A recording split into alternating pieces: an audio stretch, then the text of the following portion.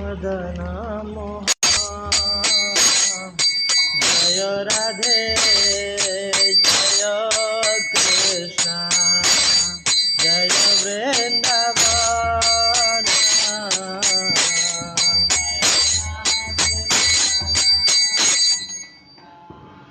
जय वृंदावन गोविंद गोपीनाथ मदन मोहन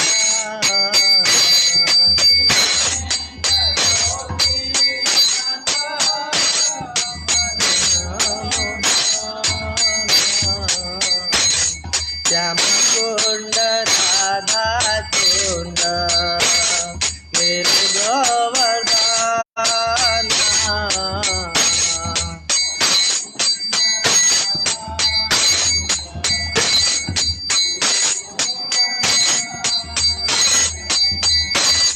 कालिंदी जमुना जय जय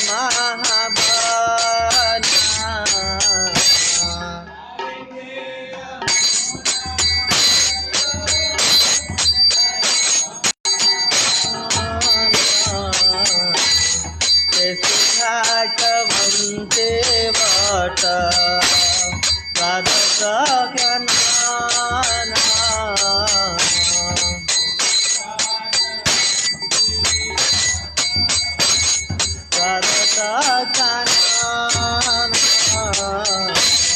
यहाँ सब लीला कैला श्री नंद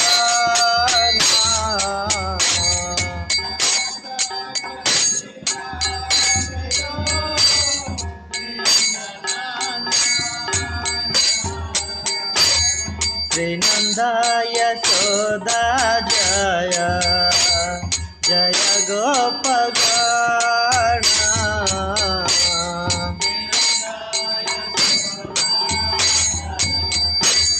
जय गोपगण वृद्धमाद जय जय रेणुवत्तगण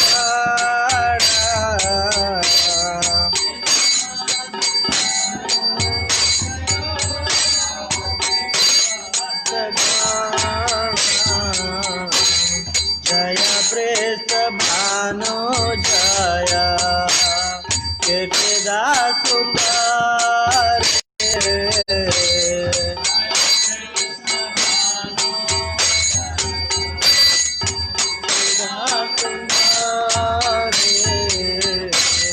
जय पूर्णमासे जय अबीरा नगरे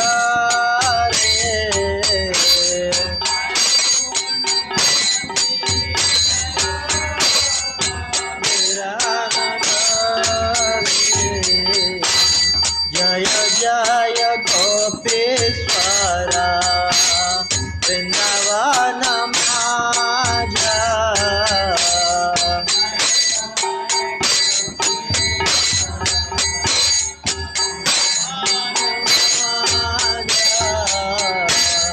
जय जय कृष्ण सखा कटु द्विज राजा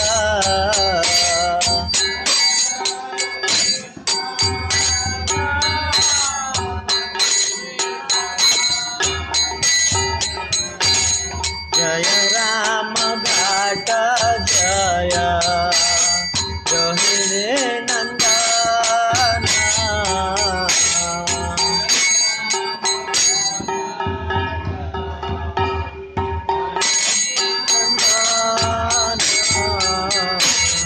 जय जय वृंदावन वासी जत जाना जय वृंदावन वासी जत जाना जय जय द्विजपति नाग कन्या गण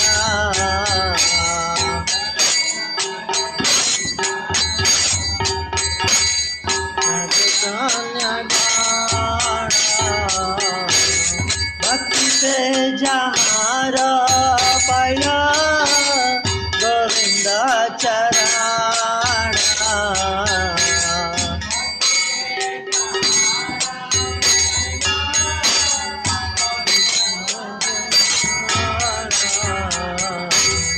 विलासमण्डल जय जय राधा श्याम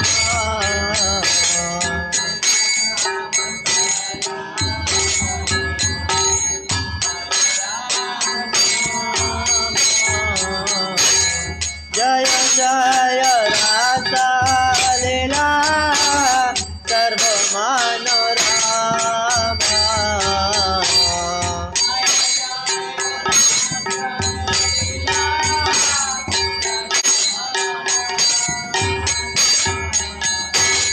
जय जय जल रस सर्वरस सार रस सर्वरस सार परकेय भाव जहाँ प्रजत प्रचार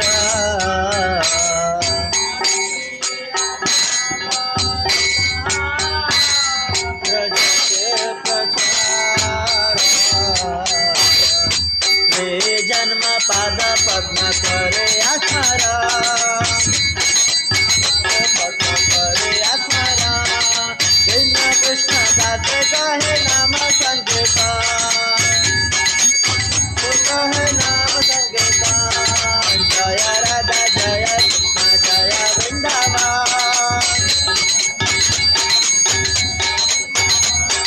श्री गोविंद गोपीनाथ मदन मोहन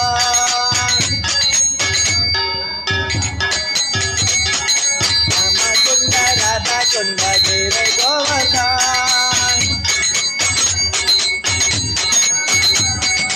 कालिंदी जमुना जय जय महागण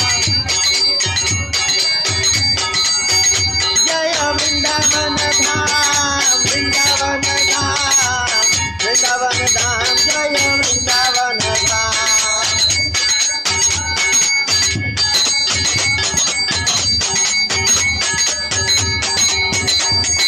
जय राधा श्याम जय राधे श्याम जय राधे श्याम जय जय राधे श्याम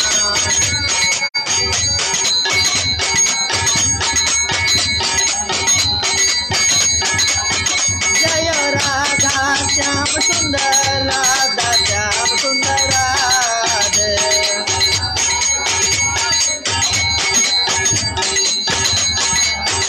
जय जय प्रभुपाद प्रभुपाद प्रभुपाद जय तेरा प्रभुपाद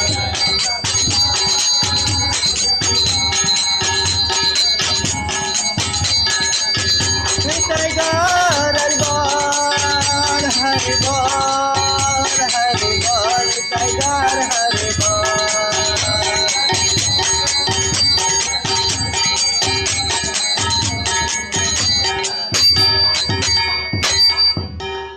जय ओम विष्णुपाद परमहंस परिव्राजकाचार्य अष्टोत्तर श्री भक्तिवेदांत स्वामी श्री प्रभुपाद की जय स्कॉन फाउंडाचार्य बीबीटी फाउंडाचार्य से द होल वर्ल्ड जगत श्री प्रभुपाद की जय भक्ति सिद्धांत सर ठाकुर जी महाराज की जय गौर किशोर दास बाबा जी महाराज की जय जगन्नाथ दास बाबा जी महाराज की जय सच्चिदानंद भक्ति विनोद ठाकुर की जय श्री रूप सनातन भट्ट रघुनाथ श्री जीव गोपाल भट्ट दास रमण सठ गोस्वामी वृंद की जय प्रेम से कहिए जय श्री कृष्ण चैतन्य प्रभु नित्यानंद श्री अद्वैत गदाधर श्रीवास आदि गौर भक्त वृंद की जय राधा कृष्ण गोप गोपीनाथ श्याम कुंड राधा कुंड गिरी गोवर्धन की जय मथुरा वृंदावन धाम की जय अयोध्यापुर धाम की जय जगन्नाथ बलदेव सुभद्रा महारानी की जय गौर भगवान लक्ष्मी नरसिंह देव भगवान की जय सठ गोस्वामी प्रभुपाद गण की जय जगत गुरु श्री प्रभुपाद की जय गौर प्रबंधे हरि हरि बोल।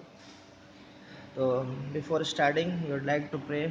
गुरु परंपरा से प्रार्थना करना चाहेंगे, भगवान से प्रार्थना करना चाहेंगे कि भगवान के कुछ जैसे कि आज जो मुझे प्रसंग मिला कुछ उस पर चर्चा करने का प्रयास कर सकें। ओम अज्ञानतिमिरन्धस्य ज्ञानञ्जनशलाकया चक्षुरुन्मीलितं येन तस्मै श्रीगुरवे नमः। श्रीचैतन्यमनोभीष्टं स्थापितं येन भूतले स्वयं रूपा कदा मह्यं ददाति स्वपदान्तिकं। वन्देऽहं श्रीगुरो श्रीयुतापदकमलं श्रीगुरुन् वैष्णवांश्च श्रीरूपं साग्रजातं परिजन सहितं कृष्ण चैतन्य देवं श्री राधा कृष्ण पादां सहगण ललिता श्री विशाखामितांश। हे कृष्ण करुणा सिंधु दीनबंधो जगतपते गोपेश गोपिका कांत राधा कांत नमस्तुते। तप्त कांचन गौरांगी राधे वृंदावनेश्वरी वृषभानुसुते देवी प्रणमामि हरिप्रिये।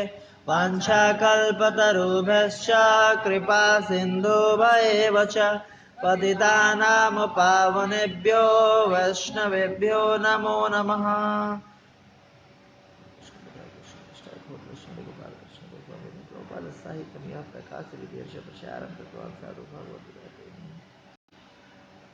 I'm taking my humble obeisances to all the Vaishnava people who are just like desire to fulfill their joyful purpose in the fallen conditioned soul. हरे कृष्णा। तो आप सब भक्तों का आज पुनः स्वागत है श्रीमद् भागवतम कक्षा में। और जैसा कि आप सबको पता होगा कि विगत कुछ दिनों से भगवान की लीलाओं पर चर्चा हो रहा है। जो भगवान की सबसे जो मधुर लीलाएं हैं, मधुरतर लीलाएं हैं और जो मधुरतम लीलाएं हैं, मतलब जो सबसे ज़्यादा भगवान की मधुर लीलाएं हैं, वृंदावन की लीलाएं हैं, उन लीलाओं पर चर्चा किया जा रहा है प्रातःकालीन के इस भागवतम कक्षा में। तो उसी को कंटिन्यू करते हुए आज हम कालिया लीला की चर्चा करेंगे, जो कालिया दमन का लीला है। श्रीमद् भागवतम के 10वें स्कंद के 26वें अध्याय में इसका वर्णन आता है। तो इस पे आज हम कुछ चर्चा करने का प्रयास करेंगे। जैसे कि मोस्टली जो मैं प्रिपेयर किया हूँ कृष्णा बुक से ही, जो कि प्रभुपाद ने दिया है। प्रभुपाद की विशेष कृपा है जो कि कृष्णा बुक प्रभुपाद ने दिया, और बहुत अच्छे तरीके से दिया, और किसी को भी पढ़ करके एक तो सब कुछ स्पष्ट समझ में आ जाता, प्लस तत्वों को भी साथ में दिया है। तो चर्चा करने से पहले जो भी वरिष्ठ वैष्णव यहाँ पर बैठे, मैं उनसे आशीर्वाद की याचना करना चाहूँगा। विशेष रूप से केशव मुरारी प्रभु जी, बलराज प्रभु जी और भी समस्त वरिष्ठ वैष्णवगण, सबसे मैं याचना करूँगा कि कृपया करके मुझे आशीर्वाद देता कि भगवान के इन लीलाओं पर चर्चा कर सके, जो कि लीलाओं किनके द्वारा, सुखदेव गोस्वामी के द्वारा चर्चित है, ये चर्चा किया गया है। जो कि एक तरह से कह सकते हैं कि भक्तों में शिरोमणि भक्त हैं, शिरोमणि भक्त। और इसके श्रोता कौन थे? परीक्षित महाराज। और वो कौन है? समस्त प्रकार, जो कि दोनों अपने, जैसे नौधा भक्ति के जो 9 अंग है, उसमें 2 अंग है, श्रवणम और कीर्तनम। तो ये कौन है? एक श्रवणम के आचार्य हैं और एक कीर्तनम के आचार्य हैं। श्रवण कर कर अपने जीवन को परफेक्ट किया, परफेक्शन को प्राप्त किया परीक्षित महाराज ने, और कथा कह करके वो जो सुखदेव गोस्वामी, उन्होंने अपने जीवन को परफेक्ट किया। तो भगवान के इन कथाओं पर प्रयास करेंगे आज चर्चा करने का, कुछ जो भी टीचिंग्स हम ले सकें। और विशेष रूप से मैं प्रभुपाद जी से भी प्रार्थना करूंगा कि कृपा करें, क्योंकि नॉर्मली हम लोग क्या है, जैसे जो भी ये कथाएं हैं, प्रभुपाद जैसे जो प्रभुपाद जी ने सब कुछ ये दिया है, मतलब असली जो स्पीकर हैं कथा के वो प्रभुपाद जी हैं। हम तो बस क्या है, एक लाउड स्पीकर हैं जो स्पीकर की आवाज़ को बस फैलाता और तेज करता है। असली कथा तो प्रभुपाद जी ने दिया है। और प्रभुपाद जी के विशेष रूप से जो एक कृष्णा बुक है, इतनी ज़्यादा इंटरेस्टिंग है कि इस सिर्फ कृष्णा बुक को पढ़ पढ़ के लाखों लोग भक्त बने हैं। मुझे याद है कि सर्वप्रथम जब मैं कॉलेज में अपने पढ़ाई करता था तो एक मंदिर में जाया करता, तो वहाँ के पुजारी ने मुझे कृष्णा बुक दिया था। वो वृंदावन गए हुए थे, उनको किसी ने वो गए थे घूमने अंग्रेजों के मंदिर, वहाँ पर किसी ने पकड़ा दिया, और मैं नियमित रूप से जाता था वहाँ पर पढ़ने के लिए हनुमान चालीसा। तो उन्होंने मेरे को एक कृष्णा बुक दिया था, और कृष्णा बुक में इतनी इंटरेस्टिंग, इतना इंटरेस्टिंग कि मतलब कोई भी भगवान की भक्ति की तरफ उन्मुख हो सकता है, कोई भी भगवान के। जैसे कि श्रीमद् भागवतम के 10वें स्कंद पर अगर आप पाइएगा तो कई सारी टीकाएं हैं, नॉर्मली 32 प्रमाणिक टीकाएं हैं श्रीमद् भागवतम के 10वें स्कंद पे। और भी कई टीकाएं हैं, रस सागर, सूर सागर, प्रेम सागर करके कई सारी टीकाएं हैं। लेकिन जो विशेष रूप से प्रभुपाद जी द्वारा जो कृष्णा बुक पर, जो भगवान के इन लीलाओं पर जो 10वें स्कंद पर टीका है कृष्णा बुक का, ये बिल्कुल अतुलनीय है, किसी से भी इसकी तुलना नहीं की जा सकती है।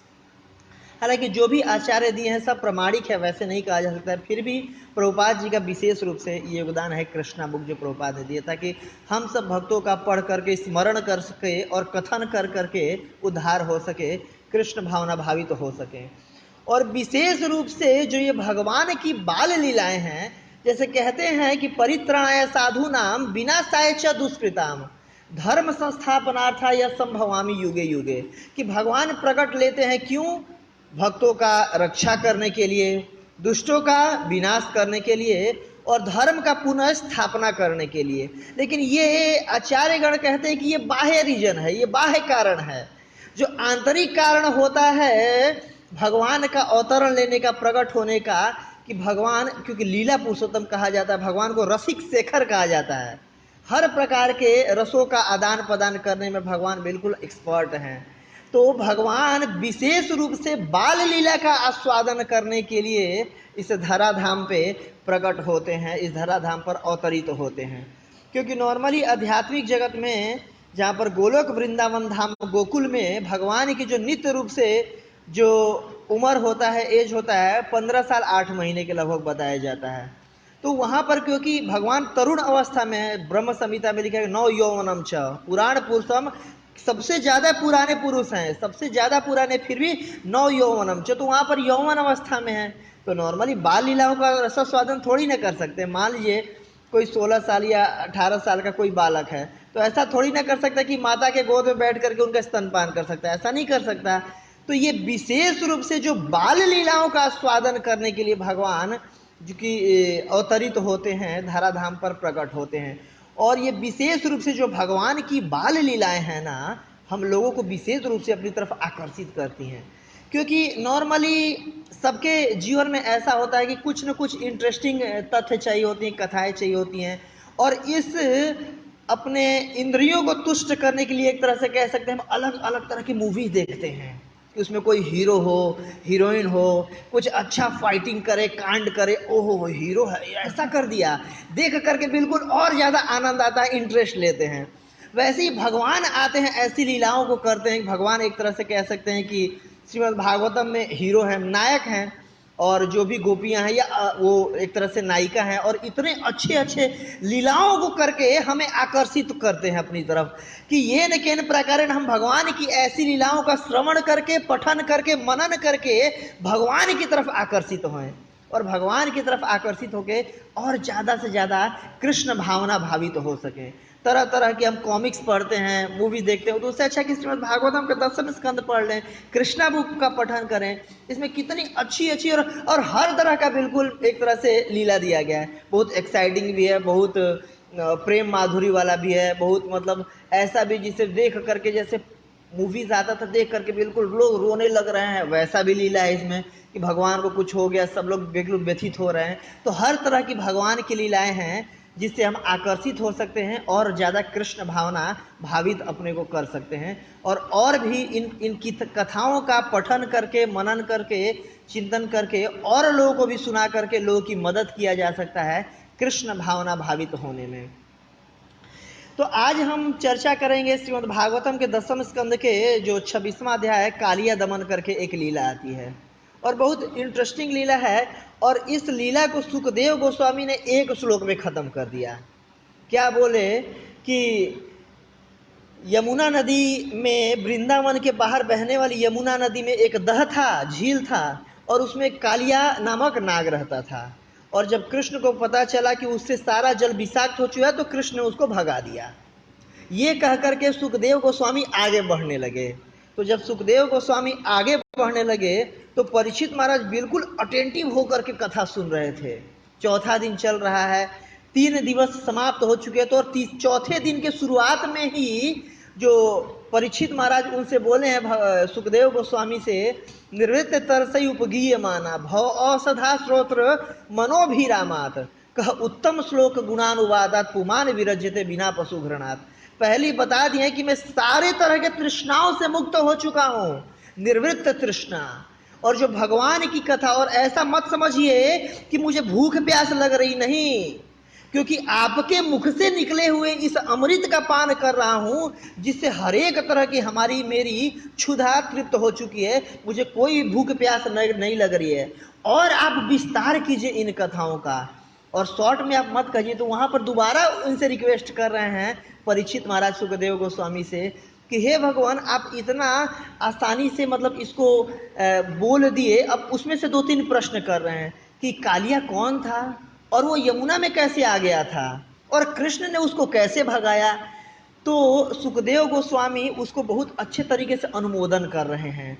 यो उनको समझ में आया कि बिल्कुल अटेंटिव होकर के हियरिंग कर रहे हैं, बिल्कुल ध्यान पूर्वक सुन रहे हैं। और जब श्रोता अगर और ज़्यादा अटेंशन पे करता है और ज़्यादा अगर सुनने की चाह रखता है तो वक्ता को भी कथा कहने में और ज़्यादा आनंद की प्राप्ति होती है। उनको लगता है कि हाँ सुन रहा है ध्यान पूर्वक। तो वैसे ही सुखदेव गोस्वामी भी वहाँ पर अनुमोदन कर रहे हैं कि आप अच्छा कर रहे हो। और इससे पहले भी सुखदेव गोस्वामी ने अनुमोदन कई बार किया था कि हाँ आप अच्छे तरीके से सुन रहे हैं। और श्रीमद् भागवतम के शुरुआत में ही प्रथम स्कंद में सूत गोस्वामी ने भी शौनक आदि ऋषियों को ऐसे ही अनुमोदन किया है। कह रहे कि मुने साधु पृष्ठो अहम भवती लोक मंगलम यत कृता कृष्ण संप्रश्न ये न आत्मा सुप्रसिद्धति, कि जो आपके द्वारा ये पूछा गया प्रश्न है भवती लोक मंगलम, इससे जन समुदाय का भी कल्याण होगा। और यत कृता कृष्ण संप्रश्न ये न आत्मा सुप्रसिद्धति, और कृष्ण के बारे में जब कोई कुछ चीज पूछा जाता है, कोई प्रश्न किया जाता है, तो इससे ये न आत्मा सुप्रसिद्धति, आत्मा को संतुष्टि की प्राप्ति होती है। तो यहाँ पर सुखदेव गोस्वामी भी अनुमोदन कर रहे हैं परीक्षित महाराज का। और फिर कालिया दमन का कथा करना शुरू करते हैं सुखदेव गोस्वामी। तो कथा में जैसा कि आप सब इस कथाओं को कई बार श्रवण कर चुके होंगे, हर साल नॉर्मली किया जाता है, लेकिन फिर भी जो भगवान की लीला ऐसी है ना कि बार बार इसका श्रवण करने का में नया नया आनंद की अनुभूति होती है। साधु स्वादु स्वादु पदे पदे, पद पर नया नया स्वाद का अनुभूति होता है। भगवान की इतनी इंटरेस्टिंग लीलाएं होती हैं। क्यों? क्योंकि जैसे भगवान अपने आप में पूर्ण हैं, वैसे जो भगवान की कथाएं भी हैं, पुरपाल जी लिख रहे हैं अपने आप में, वो कथाएं भी पूर्ण हैं और भगवान से अभिन्न है, मतलब भगवान से भिन्न नहीं है। भगवान की लीलाएं कहते हैं ओम पूर्णम अदा पूर्णम, कि जो भगवान पूर्ण है, भगवान से निकलने वाले सब कुछ पूर्ण है। तो ये कथाएं भी एक तरह से पूर्ण हैं। तो इसलिए जितनी बार हम श्रवण करें, जितनी बार पठन करें, और नया नया आनंद की अनुभूति होती है, रसों का आस्वादन होता है। तो सुखदेव गोस्वामी सुना रहे हैं कि एक बार की बात है और यमुना नदी जो कि वृंदावन के बाहर हो करके बहती थी, वहाँ पर एक बहुत ही सुंदर दह था। दह मतलब झील भी कहते हैं। यमुना के पानी में, यमुना के तट पर एक बहुत बड़ा झील था, बहुत सुंदर था, रमणीय था।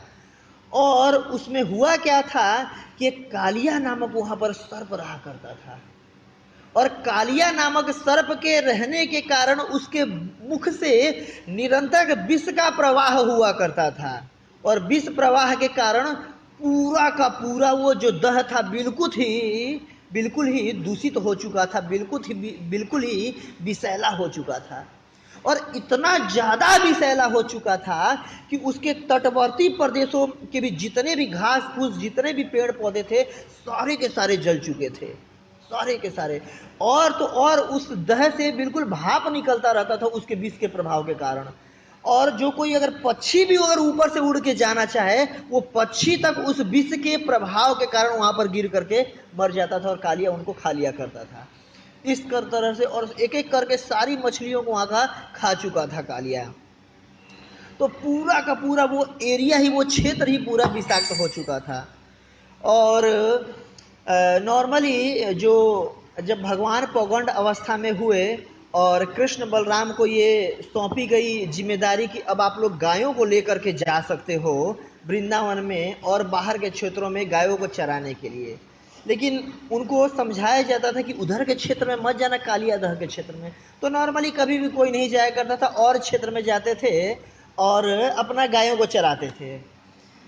तो एक दिन की बात है कि बलराम जी उस दिन नहीं गए भगवान कृष्ण के साथ गाय चराने के लिए। और एक कथा में मैं सुना हूँ कि उस दिन भगवान बलराम का जन्मदिन था, तो उनकी माता ने कहा कि ए बलराम, आज आप रुक जाओ और आपको अलग तरीके से अभिषेक किया जाएगा, नहलाया जाएगा, सुंदर वस्त्र पहनाए जाएंगे, इसलिए आज आप मत जाओ। तो ठीक है, बलराम जी उस दिन नहीं गए। तो कृष्ण अकेले गए हुए थे और सारे ग्वाल बालों को लेकर के गए हुए थे। तो कृष्ण सारे ग्वाल बालों को बोले कि एक काम करते हैं, आज हम उस कालिया दह के तरफ चलते हैं, वहां पर चलेंगे और खेल खेलेंगे। तो सारे ग्वाल बाल रेडी हो जाते हैं भाई, क्योंकि कृष्ण कह रहे हैं तो। और वहां पर आज पहुंच गए कालिया दह के तरफ। तो कालिया दह की तरफ गए और वहाँ पर अपना अलग अलग, जैसे रोज का इनका रूटीन था, नए नए खेल वो करते थे, खोजबीन करते थे, एक्सपेंशन करते थे, नए नए खेल खेलते थे। नॉर्मली हम देखते हैं कि बच्चे लोग भी आपस में खेल खेलते रहते हैं। तो ये जो सारा खेल है ना, ऐसे ही भगवान के धाम भी में भी भगवान नित्य रूप से ऐसे ऐसे अलग अलग गेम खेलते रहते हैं, खेल खेलते रहते हैं।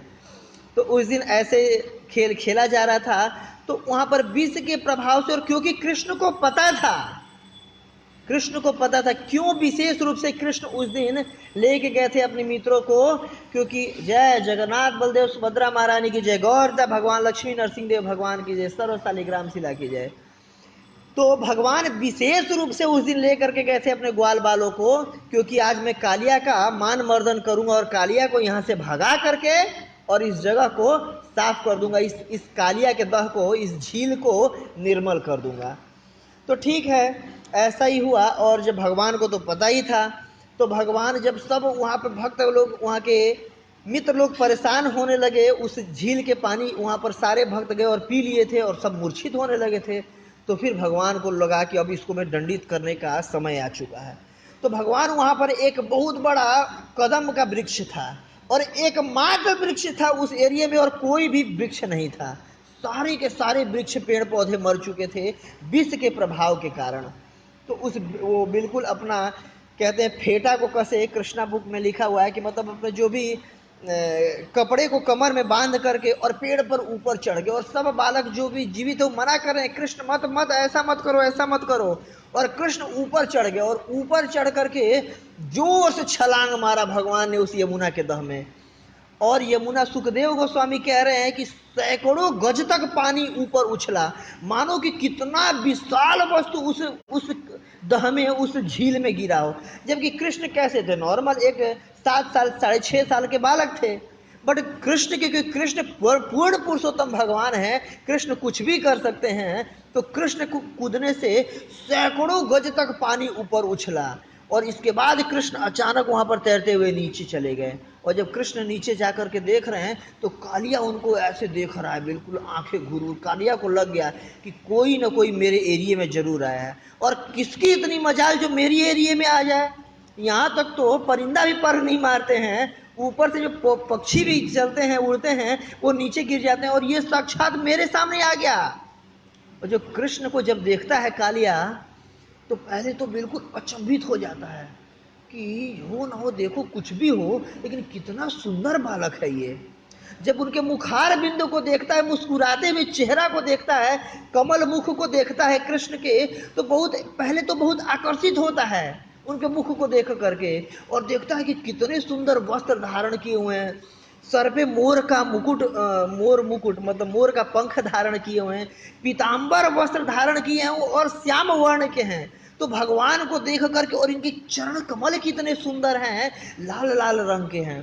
तो ये देख करके कालिया का मन बहुत ही उनकी तरफ आकर्षित होता है। मतलब कि पहले तो कालिया मतलब बहुत विस्मित होता है कि इतना सुंदर भी कोई हो सकता है, और इतना सुंदर जीव तो आज तक मैं देखा ही नहीं था, और है भी कृष्ण सुंदर। श्रीमद् भागवतम के 3रे स्कंद में वर्णन करते हुए सुखदेव गोस्वामी कह रहे हैं कि जैसे कि युद्ध के यह आहवे कृष्ण मुखार विंदम नैनम पिबंतो नैनाभिरामम पार्थ से पूत पद्मापुरस्य तथैव चान्यम नरलोक वीरा।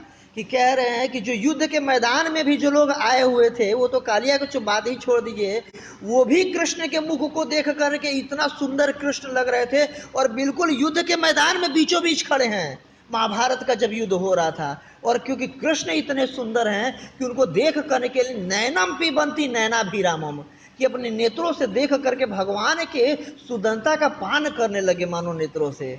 तो वैसा ही कालिया का भी हाल हुआ। तो इस तरीके से कुछ देर तो देखता रहा, इसके बाद फिर उसने सोचा नहीं नहीं, क्योंकि कालिया, यहाँ पर प्रभुपाद जी लिख रहे हैं कि स्वभाव से ही जो सर्प होते हैं वो कैसे होते हैं, क्रूर स्वभाव के होते हैं। तो क्योंकि वो क्रूर स्वभाव के था और विष बिल्कुल भरा हुआ था उसके अंदर, तो तुरंत सोचता कि अब मैं इसको जा करके दंड दूंगा। हालांकि पहले आकर्षित भी हुआ, फिर सोचता कि अभी इसको जाकर दंडित करता हूँ, उसको छोड़ूंगा नहीं बिल्कुल। तो इस प्रकार बिल्कुल कालिया झपटा अपने, और कालिया कैसे, साधारण सर्प नहीं था, सैकड़ों फन थे उसके, और अपने सैकड़ों फनों को फैला करके बिल्कुल कृष्ण की तरफ झपटा कालिया, और ज्यों ही कृष्ण की तरफ झपटा अपने कुंडली में कृष्ण को भर लिया। जैसे होता है ना, सांप लोग किसी को मारते तो कुंडलियों में भर करके निगल जाते हैं, तो वैसे ही कृष्ण, वो कालिया सोचा होगा कि इसको मैं निगल जाऊंगा, तो अपने कुंडलियों में बिल्कुल उनको दबोच लिया पूरा। और जहाँ उनके बालक लोग, जो भी उनके मित्र थे, ग्वाल बाल थे और गायें थी जो कि साथ में आए हुए थे, जब वो देखे कि अब वो ऐसे करके कुंडलियों में वो करके दबोच करके ऊपर नीचे इधर उधर जाने लगा, जब ज्यों ही नजर पड़ी, ओह हमारे प्राण प्रिय, हमारे एक मतलब सबके मानो कि प्राण थे वृंदावन के सारे वासियों के कृष्ण, तो सबको लगा कि अब हमारे जीवित रहने का ही क्या लाभ है जब कृष्ण ही हमारे साथ नहीं रहेंगे। और बिल्कुल सब देख करके मूर्छित होने लगे, सब भगवान से प्रार्थना करने लगे और देख करके मूर्छित होने लगे। और ज्यों ही, और गायें देख रही हैं, गायें जोर जोर से रंभा रही हैं, गायों के भी मतलब नैनों से अश्रुपात हो रहा है। इससे ये समझ में आता है कि जो वृंदावन के सारे जीव, यहाँ तक कि गायें भी कितनी प्रेम किया करती थी कृष्ण से। और कृष्ण ये लीला करते हैं कि और ज़्यादा भक्तों के रसों का करने के लिए और आनंद को बढ़ाने के लिए। और क्योंकि कृष्ण फंसे हुए थे उसकी कुंडलियों में, तो सारे जितने भी जीव थे वृंदावन के, सारी मतलब जैसे स्त्रियों के दाएं अंग और पुरुषों के बाएं अंग फड़कने लगे। कहा जाता है अगर किसी स्त्री का बायां अंग अगर फड़ के दायां अंग तो अशुभ माना जाता है, और किसी पुरुष का बायां अंग अगर फड़ के तो अशुभ माना जाता है। तो सबके ऐसे फड़कने लगे, नेत्र फड़कने लगे, तो सबको लगा कि कुछ न कुछ जरूर आज अपशगुन हुआ है, कुछ न कुछ जरूर गड़बड़ हो गया है। और जब सब माता यशोदा को ये पता लगा, तो बोली कि अरे आज तो बलराम भी नहीं गया है साथ में, तो उनको लगा जरूर कुछ न कुछ गड़बड़ होगा। फिर कुछ देर बाद पता चला कि मैया कृष्ण जो हैं वो कालिया के कुंडलियों में फंसे हुए हैं, कालिया दह में वो चले गए। तो फिर सब लोग भागे भागे बिल्कुल कालिया के दह के तरफ आए, भागे भागे बिल्कुल दौड़ते दौड़ते, रोते रोते, और इतना ज्यादा रो रहे थे कि सबके वस्त्र बिल्कुल भीग गए थे रोते रोते, कि कृष्ण को क्या हो गया, कृष्ण को क्या हुआ। और जब आ करके कालिया के मतलब कालिया दह के तट पर देख रहे हैं कि ओ हमारा कृष्ण ऐसे उसके कुंडलियों में फंसा हुआ है, तो सब लोग बिल्कुल वहां पर नेत्रों से अश्रुपात करने लगे, रोने लगे, और सोचने लगे ओह अब तो कृष्ण आज मारा गया। यही वो कृष्ण था जो कि नित्य प्रतिदिन कुछ न कुछ लीला करके हमें आनंद प्रदान किया करता था। आज कृष्ण अब हमारे साथ में नहीं रहेगा।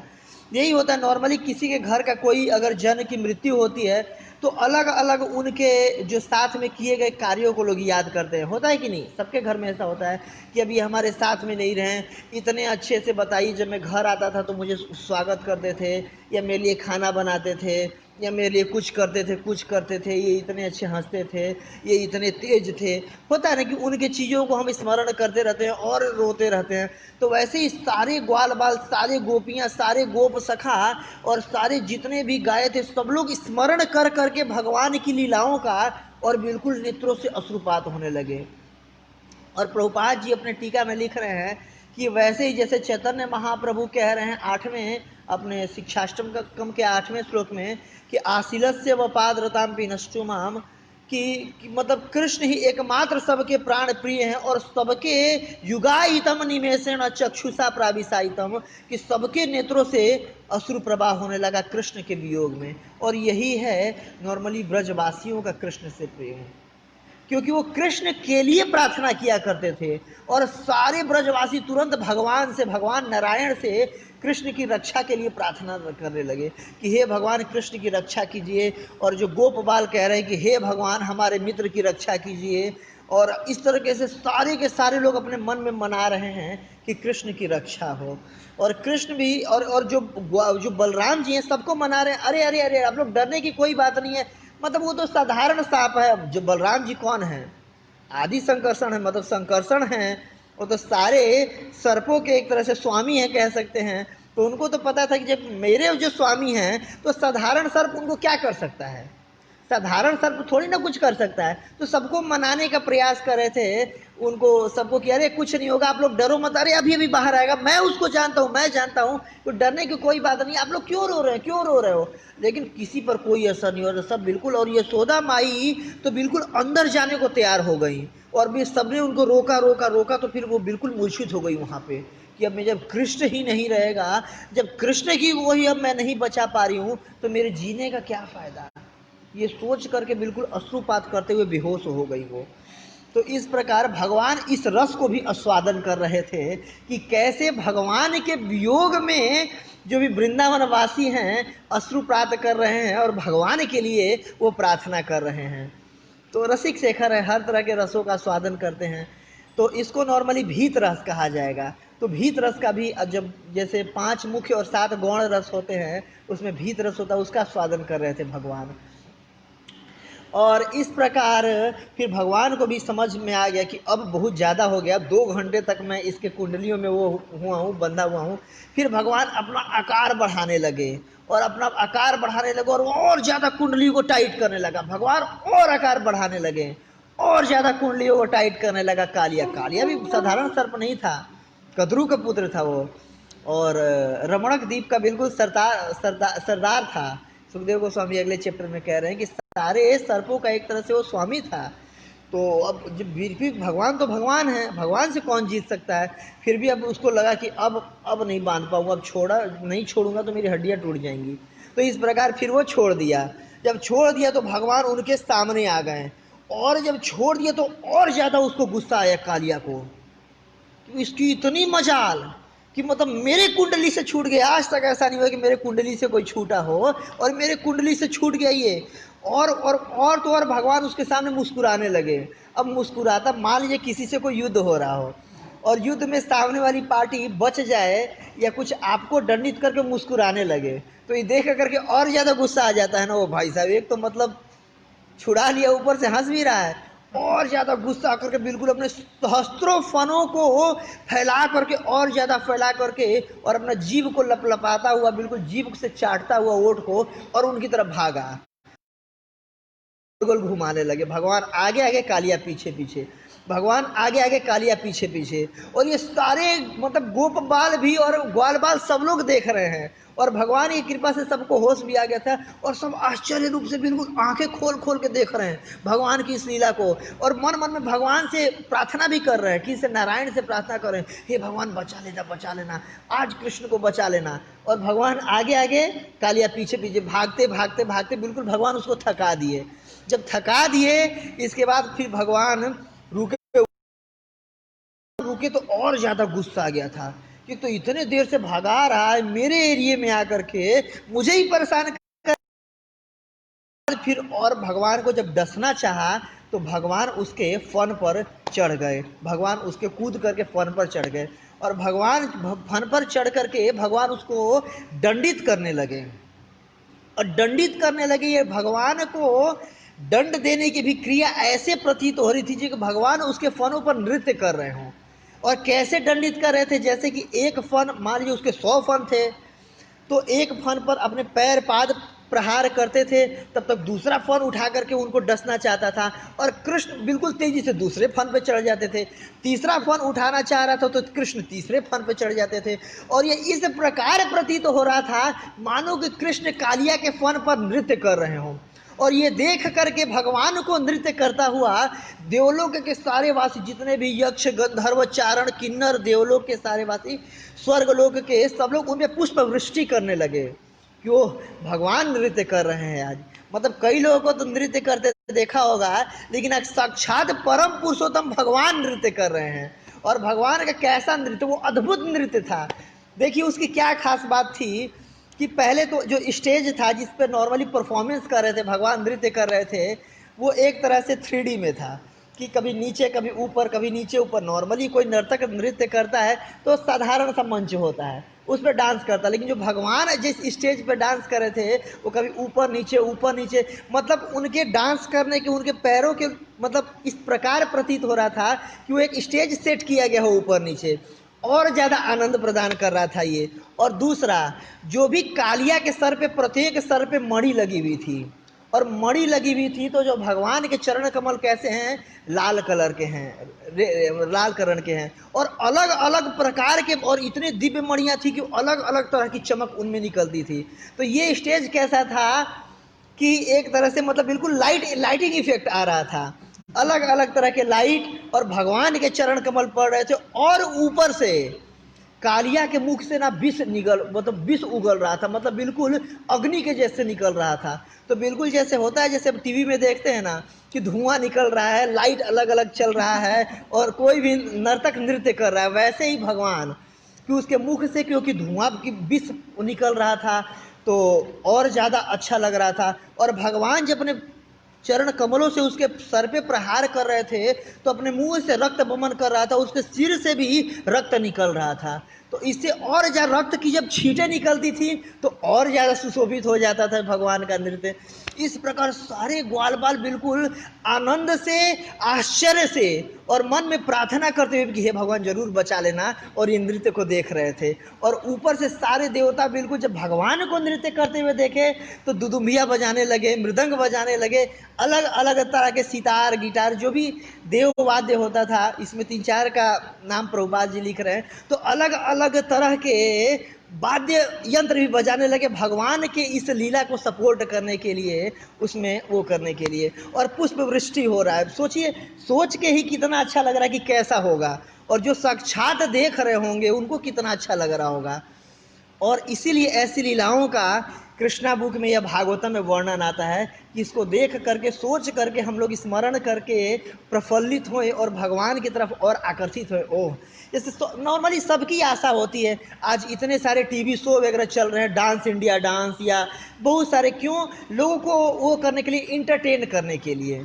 बट देखिए भगवान ने भी ऐसा लीला करके भक्तों को एक तरह से अपनी तरफ आकर्षित करने के लिए किया।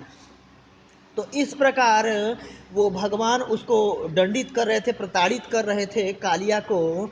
और जब काफ़ी टाइम हो गया, कालिया को लगा कि अब बस हो गया, अब नहीं बचूंगा, आज तो बिल्कुल मारा ही जाऊंगा। और सारा प्रयास करके देख लिया, अपने कभी दूसरा फन उठाता, कभी और फन उठाता था, और कृष्ण ने उसकी मतलब एक नहीं चलने दिया, मतलब कालिया का कोई भी दाल नहीं गला भगवान के उसके सामने। तो इस प्रकार कालिया का लीला होता है। और जब कालिया की पत्नियों ने देखा कि आज तो हमारे पति लगता है मारे जाएंगे, नहीं बचेंगे, अब तो हम लगता है कि विधवा हो जाएंगी, तो फिर कालिया की पत्नियों ने जल्दी से अलग अलग पुष्प चंदन को लेकर के, मालाओं को लेकर के, आरती का पूरा प्लेट लगा करके, और तेजी से, मतलब प्रभुपाद इसमें लिख रहे हैं कृष्णा बुक में कि उनके जो वस्त्र थे वो बिल्कुल कि जैसे कि इधर उधर हो गए, केसों के बाल खुल गए, और बिल्कुल ही तेजी से भागी कि अब अगर जा करके नहीं उनको बचाएंगी तो लगता है कि आज कालिया मारा जाएगा, हम लोग विधवा हो जाएंगी। तो इस प्रकार तेजी से आरती की थाली लेकर के और अपने छोटे छोटे सपोलों को, बच्चों को आगे लेकर के वो भगवान के सामने उपस्थित हुई, और भगवान से बिल्कुल प्रार्थना करने लगी कि भगवान देखिए मेरे छोटे छोटे बालक है, क्या होगा इनका, या ये तुम्हारा पति है और आप इसको दंड दे दिए, अब आप कृपया करके इसको क्षमा कीजिए। और आप तो स्वभाव से ही सबके प्रति संभाव रहते हैं, सबके प्रति संभाव रहते हैं, तो ये जो कालिया है ये भी निश्चित रूप से आपका ही संतान है। भगवान बोल रहे हैं कि ममे वांसो जीव लोग जीव भूत सनातना, कि सब लोग, भाई दुनिया में जितने भी लोग हैं सब आपकी संतान हैं, तो निश्चित रूप से ये कालिया भी आप ही के संतान है, तो कृपया करके इसको क्षमा कर दीजिए। और बहुत आश्चर्य में प्रार्थना में जो पहली बात का यहाँ पर व्याख्या कर रही है, या सुखदेव गोस्वामी ने जो व्याख्या किया है कि उनको बहुत आश्चर्य हो रहा है, और आश्चर्य में होकर के सबसे पहले प्रार्थना करती हैं कि हे भगवान, आपके जिस चरण धूलि को, आपके जिस चरण कमल को प्राप्त करने के लिए बड़े से बड़े देवर्षि, ब्रह्मर्षि, राजर्षि तक करोड़ों लाखों सालों तक वो करते हैं, प्रार्थनाएं करते हैं, तपस्याएं करती हैं, फिर भी सबको ऐसा प्राप्त नहीं हो पाता है। बड़े बड़े देवताओं तक को भी आपके चरण कमल प्राप्त नहीं हो पाते हैं, आपके जो ये पाद पंकज के जो धूलि है ये प्राप्त नहीं होती है। लेकिन हमें तो बहुत आश्चर्य हो रहा है कि इस कालिया नाग ने, जो कि स्वभाव से क्रूर है, बिल्कुल एक निम्न सर्प फिर भी इसने क्या पुण्य ऐसे किए होंगे, क्या इसका सौभाग्य है कि भगवान आपके चरण कमल इसके शीश पे पड़ रहे हैं। इस प्रकार कालिया नाग की पत्नियां उनको प्रार्थना कर रही हैं कि बड़े से बड़े देवताओं को भी साक्षात लक्ष्मी जी साक्षात लक्ष्मी जी को भी आपके चरण कमल की धूलि को प्राप्त करने के लिए बहुत बड़ा वो परिश्रम करना पड़ा, उनको भी तपस्या करना पड़ा। साक्षात शिव जी भी आपके चरण कमल के धूलि को सर पे धारण करने के लिए लालायित रहते हैं और गंगा के रूप में उन्होंने धारण किया हुआ है। ब्रह्मा आदि देवताओं को भी आपके चरण कमल उनके शीश पर प्राप्त नहीं होते, लेकिन ये सर्प जो कि बिल्कुल क्रूर स्वभाव का है, ये तो बिल्कुल ही हमें समझ नहीं आ रहा है क्या इतना पुण्य किया होगा। इसने निश्चित रूप से बहुत तपस्या की होगी, इसने निश्चित रूप से बहुत बड़ा यज्ञ किया होगा और समाज के जन कल्याण का कार्य किया होगा, तब जाके हे भगवान आप इस पे प्रसन्न हुए हैं, शीश पे आपके चरण कमल प्राप्त हुए हैं। इस प्रकार वो नाग पत्नियां बहुत अच्छे से प्रार्थना करती हैं और बहुत सुंदर सुंदर प्रार्थना है। और इस 26वें चैप्टर में पूरा कालिया का मान मर्दन एक तरफ और आधा चैप्टर में सिर्फ कालिया जो कालिया के पत्नियों की प्रार्थनाएं हैं वो प्रार्थना, और बहुत तत्वों के रूप में बहुत अच्छे से प्रार्थना कर रही हैं। कई सारे तत्वों का निरूपित कर रही हैं वहाँ पर कि भगवान आप तो जगत के स्वामी हैं, ब्रह्मांड के सृष्टि होने से भी पहले आप ही थे, और आपका दंड देना, किसी को प्रेम करना या कुछ भी करना सब कुछ एक समान है। और ऐसा नहीं है कि आप इस पे क्रोधित हो करके या आप इसके साथ कुछ गलत किए, आप निश्चित रूप से सही किए, इसको दंडित किए, ये इसी का पात्र था और आप सही किए, हम इसका अनुमोदन करती हैं। लेकिन हे भगवान देखिए आप सर्वशक्तिमान हैं, हमें पता है कि कोई भी इस ब्रह्मांड में ऐसा नहीं जो आपसे जीत सकता है, फिर भी देखिए हमारा पति है ये। अब लास्ट में पूरा प्रार्थना करने के बाद लास्ट में अपना याचना भगवान के सामने रह रही है, मतलब कि जो करने की 4 स्टेप होता है ना, 4 चरण होते हैं, बिल्कुल उन चरणों के माध्यम से प्रार्थना कर रही हैं और आखिरी में अपने मनोभाव को उनके सामने वो कर रही हैं कि हे भगवान कृपया करके इस कालिया को छोड़ दीजिए, बहुत आप दंड दे लिए, बिल्कुल ये मरणासन हो चुका है, मरने वाला है ये, तो कृपा करके आप इसको छोड़ दीजिए। तो भगवान उनकी प्रार्थनाओं को स्वीकार कर लेते हैं। जैसे कि आज हमने ये आज वैष्णव संग लिया ना, तो उसमें बोलते हैं नाग कन्या गण भक्ति थे जहाँ रे पहलो गोविंद चरण, कि जो नाग कन्या गण थी, कि नरोत्तम दास ठाकुर भी लिख रहे हैं कि बहुत बड़ी वो होंगी, भगवान की भक्त थी। तो भगवान अपने भक्तों की विनती स्वीकार करते हैं, उनकी विनती को स्वीकार किए और कालिया को छोड़ दिया। जो भगवान छोड़ दिए उसके सर पर से उतर गए, तो कालिया को भी अब बिल्कुल अपना होश आया, होश आकर के वो भी हाथ जोड़ के प्रार्थना करने लगा। और भाई कालिया को तो बहुत ज़्यादा प्रार्थना याद नहीं था, अब स्वभाव से क्रूर स्वभाव का था, तो सबसे पहले बोला कि हाँ भगवान जो मेरी पत्नियों ने कहा ये बिल्कुल ठीक कहा है, आपने उचित ही किया, मेरे से मुझे दंडित करके आपने उचित किया, और फिर आप श्री भगवान हैं, आप ब्रह्मांड इसके पहले थे, और इस तरीके से उन्हीं प्रार्थनाओं में से कुछ प्रार्थनाओं का वो किया, वो भी कालिया किया। तो इसके बाद फिर कालिया आखिरी बोला कि हे भगवान आप जो भी आज्ञा देते हैं मैं आपकी आज्ञा को मानने के लिए तैयार हूँ। तो भगवान उसको बोलते हैं कि ठीक है, तो एक काम करो, तुम तुरंत ही यहाँ को छोड़ करके इस स्थान को चले जाओ और दोबारा कभी भी वापस मत आना, ताकि ये जो यमुना का दह है ये पुनः स्वच्छ हो सके, निर्मल हो सके, और यहाँ पर हमारी गौवें आ सकें, पानी पी सके यमुना को, और हमारे ग्वाल बाल वगैरह आ सकें। तो इस प्रकार भगवान उसको दंडित करते हैं, लेकिन फिर भी जो दंडित करते हैं तो कालिया हाथ जोड़ के खड़ा रहता है। तो भगवान को, क्योंकि भगवान सबके हृदय में परमात्मा रूप में है, तो भगवान को लग जाता है कि क्यों ये हाथ जोड़ के अभी भी खड़ा है। तो भगवान कहते हैं ठीक है, चिंता करने की तुम्हें कोई बात नहीं। भगवान को तो पता था कि ये क्यों आया था, ये वो गरुड़ जी से डर के आया था। तो भगवान उसको आश्वासन देते हैं कि ठीक है अब तुम्हें डरने की कोई बात नहीं है, और तुम्हारे क्योंकि सर पे मेरे चरण कमलों का चिन्ह लगा हुआ है, तो तुम्हें गरुड़ अब परेशान नहीं करेगा। अब तुम पुनः रमणक द्वीप पे, कालिया रमणक द्वीप पे रहता था, तो वहाँ से तुम जा सकते हो अपने आवास पे और वहीं पे रहो, और तुम्हें किसी से भी भय का होने का कोई बात नहीं है। और भगवान 3 उसको वरदान स्वरूप ऐसा देते हैं, और एक तरह से इसको श्रुति फल भी कहा जा सकता है, कथा का श्रुति फल। जैसे कोई भी कार्य करते हैं तो हमें ये लगता है ना कि इससे मुझे क्या मिला, क्या मतलब इसको कार्य को करने का क्या मुझे मिलेगा, तो ऐसे इस कथा के आखिरी में सुखदेव गोस्वामी श्रुति फल बता रहे हैं, और ये श्रुति फल विशेष है क्योंकि इसको भगवान स्वयं अपने मुख से कालिया को वरदान देते हुए बोला था कि जो भी इस कथा का श्रवण करेगा उसको कभी भी भविष्य में सर्प वगैरह, सर्प से डरने की कोई बात नहीं रहेगी, सर्प उसको कुछ नहीं बिगाड़ेंगे। हरि बोल।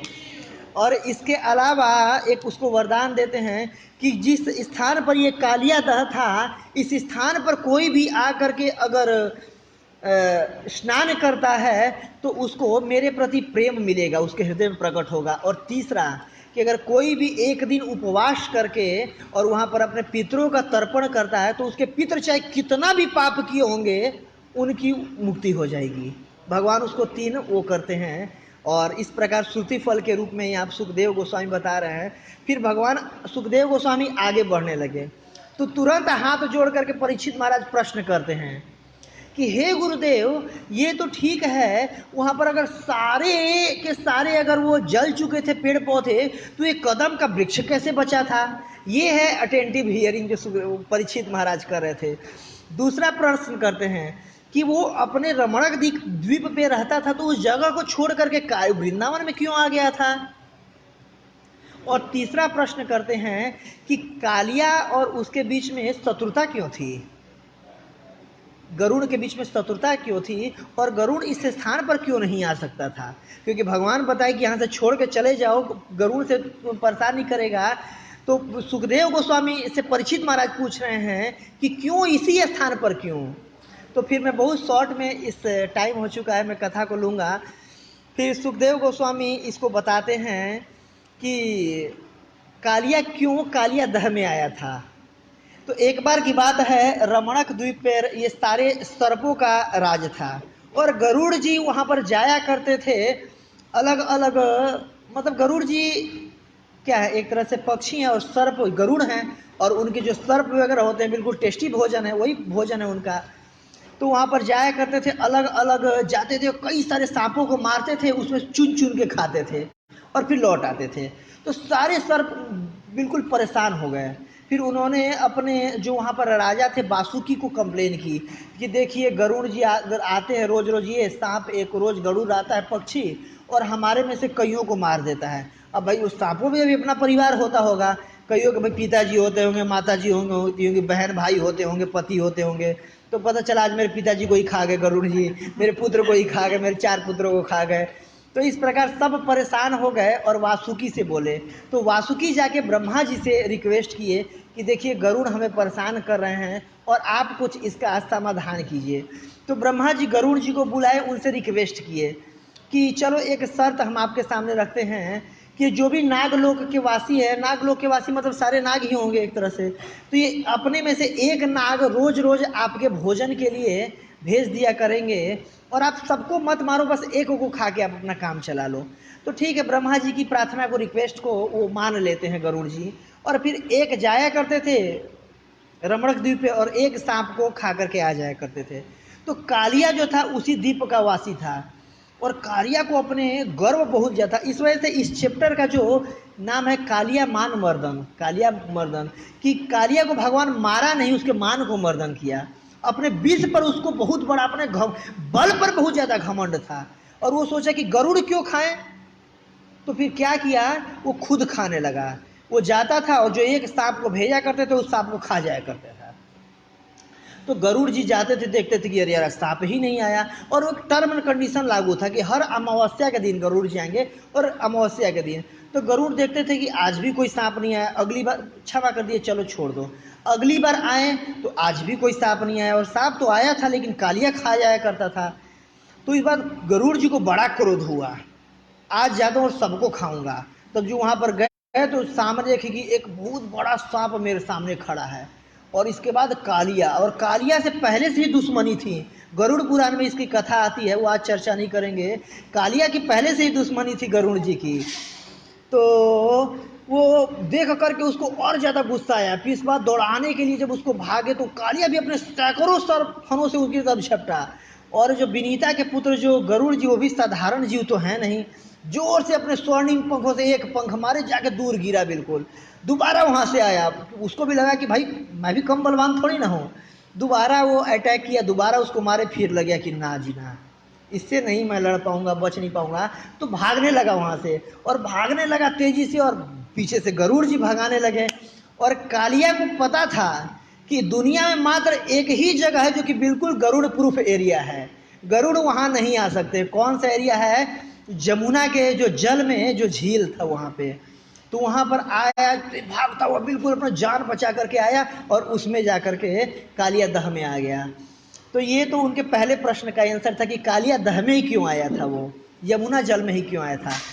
दूसरा, जैसे कि क्यों उसी एरिया पे आया था, तो इसका आंसर ये है कि सुखदेव गोस्वामी बता रहे हैं, क्योंकि वहाँ पर एक सौभरी मुनि नामक बहुत बड़े मुनि थे, बहुत पहुँचे हुए ऋषि थे, और बहुत तपस्वी थे और सन्यासी थे। और जमुना के दह में वो भगवान के लिए वो किया करते थे, मनन किया करते थे, चिंतन, मतलब एक तरह से ध्यान किया करते थे, तपस्या किया करते थे।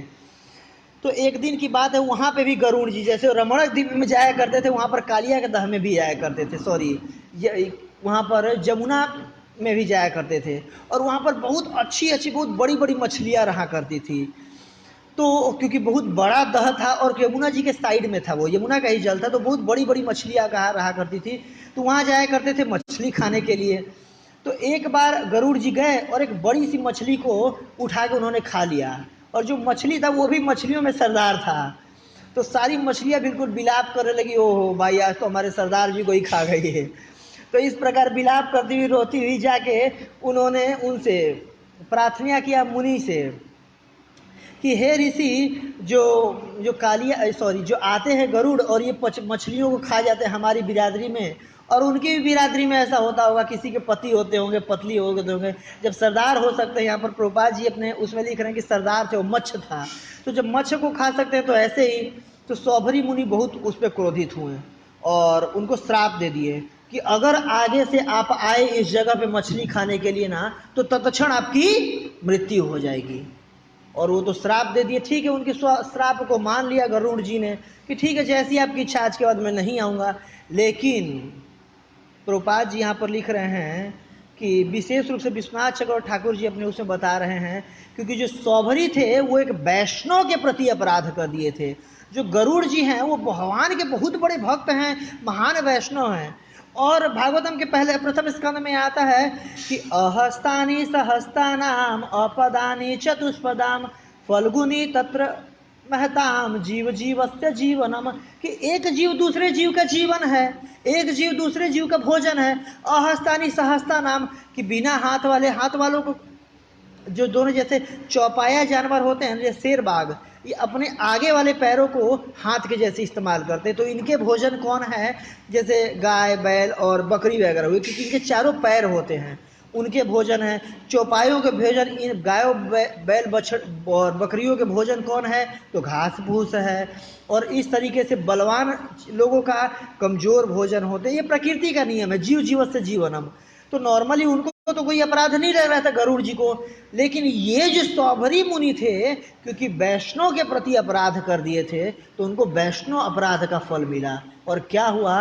उनको सन्यासी के उससे पद से नीचे गिरना पड़ा, गृहस्थ के जीवन में आना पड़ा। और मानधाता की, जैसा आप लोग कथा सुने होंगे, 50 की 50 कन्याओं से विवाह किए और 5000 संतान उत्पन्न किए।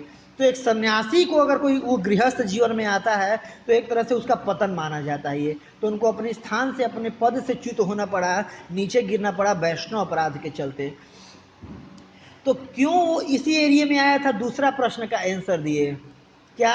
क्योंकि ये जो एरिया था बिल्कुल वो गरुड़ प्रूफ एरिया था, गरुड़ यहाँ पर नहीं आ सकता था, इसलिए कालिया यहाँ पर आकर के शरण ग्रहण किया था। जो तीसरा प्रश्न किए कि कालिया और उसमें वो दुश्मनी क्यों थी, तो इसका अलग कथा है कि हाँ, वो एक ही वृक्ष क्यों जीवित रहता है। तो इस पे सुखदेव गोस्वामी बता रहे हैं कि एक बार की बात है, इसमें दोनों प्रश्न आ जाएंगे, मैं थोड़ा सा और टाइम लूँगा, कि गरुड़ जी देवताओं से अमृत का कलश लेकर के भाग रहे थे, जा रहे थे, छीन करके ले जा रहे थे।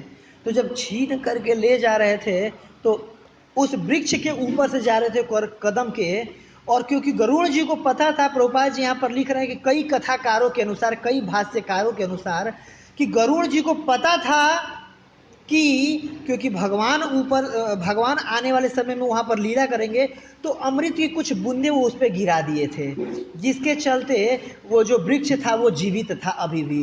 और प्रभुपाद जी लिख रहे हैं कि कुछ भाष्यकारों के अनुसार कि भगवान श्री कृष्ण के दृष्टिपात के कारण वो जो कदम का वृक्ष था वो जीवित हो चुका था, जिसमें चढ़ करके वो उस पर कूदे थे।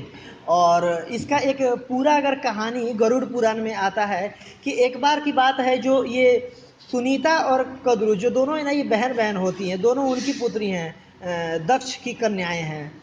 तो दोनों का जो विवाह हुआ रहता है उनसे, पराशर मुनि कौन है, कश्यप मुनि, तो एक एक पुत्र होते हैं कालिया और एक एक पुत्र होते हैं ये गरुड़ जी। दोनों एक तरह से मौसेरे भाई हैं कह सकते हैं।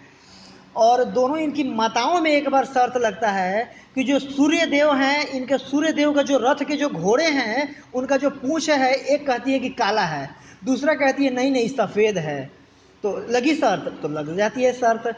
तो क्या शर्त लगती है कि अगर उसका पूंछ जो होगा काला होगा तो तुम्हें मेरी गुलामी करनी पड़ेगी, और अगर सफ़ेद होगा तो तुम्हें मेरी ही गुलामी करनी पड़ेगी, मेरी कहना मानना पड़ेगा, मेरी दासी बन के रहना पड़ेगा। तो इस प्रकार ये कथा आता है। तो अब उनके पूंछ जो है, जिस अरुण देव जिस रथ पर बैठते हैं, उन घोड़ों के तो श्वेत वो हैं और श्वेत है पूंछ, लेकिन अब उनको पता चला कि वो तो श्वेत है। तो कालिया क्या किया, जा करके उसके पूंछ में लिपट गया, और क्योंकि पूंछ में लिपट गया तो दूर से देखे तो काला लगा। तो विनीता बोली हाँ हाँ वो तो काला है, मैं तो हार गई। तो फिर वो जो कद्रू बोली कि क्या नाम है, सुनीता, कि अब हार गई तो तुम्हें मुझे गुलामी करना पड़ेगी। तो गुलाम मन के तरह से रहा करती थी। तो एक बार की बात है, गरुड़ जी पूछे कि हे माता, आप कैसे क्यों उनकी गुलामी करके रहती हो, मतलब उनके अधीन रहती हो, दासी बन के रहती हो, जबकि आप दोनों तो एक ही पति के मतलब वो हो, स्त्री हो, पत्नी हो। तो कहानी बताते कि बेटा ऐसा ऐसा हुआ था, हमारे में शर्त लगा था और मैं हार गई थी। अच्छा, वो बोलते हैं लेकिन उसकी तो जो पूंछ है वो तो सफ़ेद है। तो बोलते हैं कि फिर बाद में पता चलता है कि क्योंकि जो गरुड़ ये सर्प था कालिया, वो जाके लिपट गया था, इसलिए काला लगा था, जिसके चलते वो हो गई। तो वो जाके बात की, अच्छा ठीक है अब जो हुआ सो हुआ, क्या मैं करूंगी तो आप मेरे को माफ़ कर दीजिएगा। जाके गरुड़ जी बात किए कि मेरे माता जी को माफ़ कर दीजिएगा। तो वो बोली कि अगर मुझे आप अमृत का अगर प्याला ला के दे दोगे तो मैं माफ़ कर दूंगी। तो यही हुआ, ठीक है अमृत अब कहाँ से मिले, तो देवताओं के पास अमृत है। वही वो भगवान इंद्र से अमृत छीन करके लेके आ रहे थे गरुड़ जी, और वहाँ पर उस वृक्ष के ऊपर उन्होंने बूंद गिराई थी। और जो इसमें दोनों कथाएं मिल जाती हैं कि क्यों वही वृक्ष जीवित था, क्योंकि उस पर विष अमृत गिरा था। और अमृत कहाँ से गिरा था, गरुड़ जी ने गिराया था, और जब इंद्र से छीन करके ला रहे थे तो। और दूसरा, क्यों इनके बीच में पहले से दुश्मनी थी, क्योंकि इन्होंने ऐसा किया था उस शर्त के अनुसार। तो ये पीछे की कथा आती है। तो इस प्रकार भगवान जो कालिया का मान का मर्दन करते हैं। और भी एक विशेष इंटरेस्टिंग जो कि जो कालिया की जो पत्नियों में उन पे भगवान की प्रार्थना की थी कि आखिर कालिया ने क्या ऐसा किया था कि नॉर्मली कोई भी अगर असुर लोग आते तो भगवान उसको मार देते थे, लेकिन कालिया बिल्कुल सबको मूर्छित कर दिया और भगवान का उस जगह पे आकर के विषाक्त कर दिया था, फिर भी भगवान उसको मारा नहीं। भगवान ने उसको मारा नहीं, बस उसका मान मर्दन करके छोड़ दिया।